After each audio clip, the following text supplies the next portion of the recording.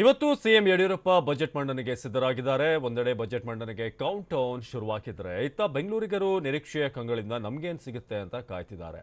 ಹೀಗಾಗಿ ಬೆಟ್ಟದಷ್ಟಿರೋ ಬೆಂಗಳೂರಿಗರ ನಿರೀಕ್ಷೆಗಳೇನು ಅನ್ನೋದನ್ನ ಬನ್ನಿ ನೋಡೋಣ.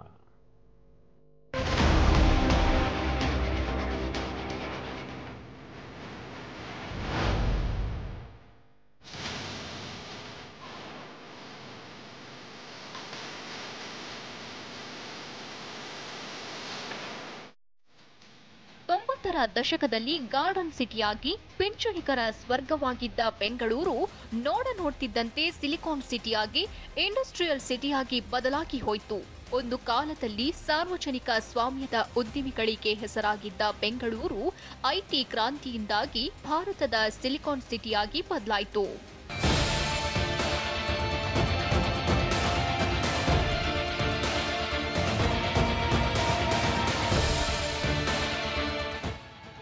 ಬೆಂಗಳೂರು ದಕ್ಷಿಣದಲ್ಲಿ ಎಲೆಕ್ಟ್ರಾನಿಕ್ ಸಿಟಿ, ಪೂರ್ವದಲ್ಲಿ ಐಟಿಪಿಎಲ್, ಪಶ್ಚಿಮದಲ್ಲಿ ಪೀಣ್ಯ ಇಂಡಸ್ಟ್ರಿಯಲ್ ಟೌನ್ಗಳ ಬೆಳವಣಿಗೆಯಿಂದಾಗಿ ಅತಿ ವೇಗವಾಗಿ ಅಭಿವೃದ್ಧಿ ಹೊಂದಿದೆ.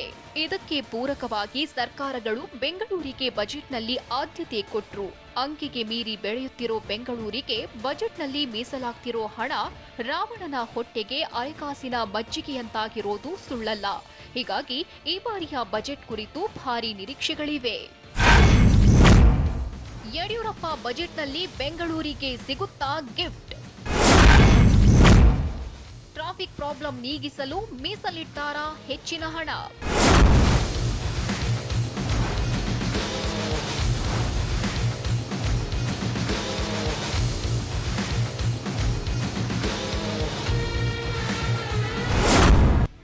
ರಾಜ್ಯದ ಖಜಾನೆಗೆ ಅತಿ ಹೆಚ್ಚು ಆದಾಯ ತಂದುಕೊಡೋದೇ ಬೆಂಗಳೂರು. ಇಂಥ ಬೆಂಗಳೂರಿನ ಅತಿದೊಡ್ಡ ಸಮಸ್ಯೆ ಅಂದ್ರೆ ವಾಹನ ದಟ್ಟಣೆ. ಅದರಲ್ಲೂ ಪೀಕ್ ಅವರ್ನಲ್ಲಿ ಪ್ರಯಾಣಿಸೋರ ಪಾಡಂತೂ ಹೇಳತೀರದು. ಹೀಗಾಗಿ ಬೆಂಗಳೂರಿನ ಟ್ರಾಫಿಕ್ ಪ್ರಾಬ್ಲಮ್ ನಿವಾರಿಸೋಕೆ ಬಜೆಟ್ನಲ್ಲಿ ಹೆಚ್ಚಿನ ಹಣ ಮೀಸಲಿಡಬಹುದು ಅನ್ನೋ ನಿರೀಕ್ಷೆಯನ್ನ ಬೆಂಗಳೂರಿಗರು ಇಟ್ಟುಕೊಂಡಿದ್ದಾರೆ. ಬೆಂಗಳೂರಿಗರ ನಿರೀಕ್ಷೆಗಳು ಏನು ಅನ್ನೋದನ್ನ ನೋಡೋದಾದ್ರೆ, ನಮ್ಮ ಬೆಂಗಳೂರಿನ ಮೊದಲ ಮತ್ತು ಅತ್ಯಂತ ದೊಡ್ಡ ಪ್ರಾಬ್ಲಮ್ ಟ್ರಾಫಿಕ್ ಜಾಮ್. ಇಂಥ ಟ್ರಾಫಿಕ್ ಜಾಮ್ ಸಮಸ್ಯೆ ನಿವಾರಿಸಲು ಸರ್ಕಾರ ಹೊಸ ರಸ್ತೆಗಳ ನಿರ್ಮಾಣ ಮಾಡೋದ್ರ ಜೊತೆಗೆ ಹಳೆ ರಸ್ತೆಗಳ ನಿರ್ವಹಣೆಗೂ ಆದ್ಯತೆ ಕೊಡಬೇಕಿದೆ.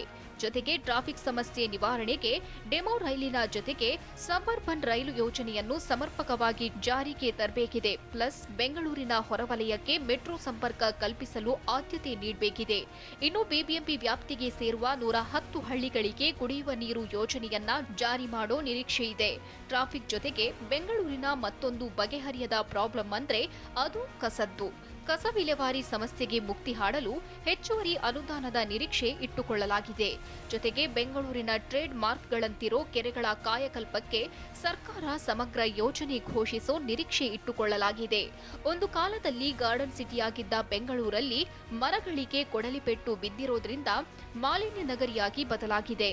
ಹೀಗಾಗಿ ಬೆಂಗಳೂರಿನಲ್ಲಿ ಮಾಲಿನ್ಯ ನಿಯಂತ್ರಣ ಮಾಡಲು ಬಿಎಂಟಿಸಿಗೆ 1,000 ಎಲೆಕ್ಟ್ರಿಕ್ ಬಸ್ಗಳನ್ನ ಖರೀದಿಸುತ್ತಾರೆ ಅನ್ನೋ ನಿರೀಕ್ಷೆಯನ್ನ ಬೆಂಗಳೂರಿಗರು ಇಟ್ಟುಕೊಂಡಿದ್ದಾರೆ.